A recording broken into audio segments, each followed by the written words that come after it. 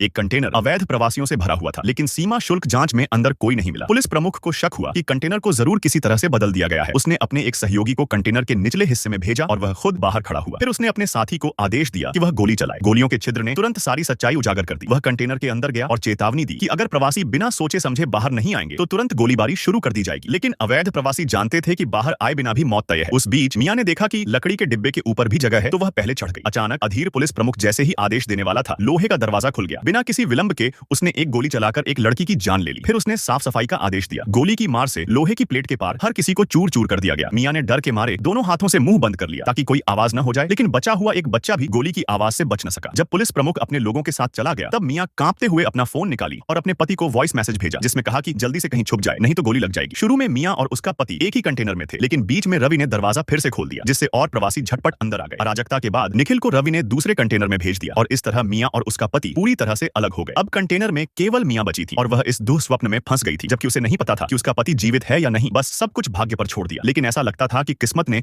उसकी मदद नहीं की। उसी रात तेज तूफान आ गया और जहाज समुद्र पर डगमगा रहा। टीम लीडर ने जहाज बचाने के लिए मजबूरी में कुछ कंटेनरों को फेंकने का आदेश दिया, जिसमें मियां वाला कंटेनर भी शामिल था। अगली सुबह जागने पर दिन हो चुका था और पूरा कंटेनर 180 डिग्री घूम चुका था। मियां ने गोली के छिद्र से बाहर झांका तो चारों ओर पानी ही पानी था। वह अपने पति से संपर्क करना चाहिए, पर उसका फोन टूट चुका था। बैकअप फोन निकालने पर पासवर्ड याद न रहा। सबसे बुरी बात यह थी कि उसके पेट में मौजूद बच्चे की कोई हलचल नजर नहीं आई। इसी बीच समुद्री पानी लगातार अंदर आ रहा था। मियां ने तुरंत एक लकड़ी के डिब्बे को खोला और सामग्री खोजी। एक डिब्बा खाने के स्टोर, एक में स्पोर्ट्स जैकेट और एक में एलसीडी टीवी थे, लेकिन खाने पीने की चीजें कुछ भी नहीं थी। अंत में उसने पानी रिसाव को रोकने का आदेश दिया। तभी बाहर से दर्दनाक चीख की आवाज सुनाई दी। मियां ने बाहर झांका तो सब कुछ अनिश्चित था।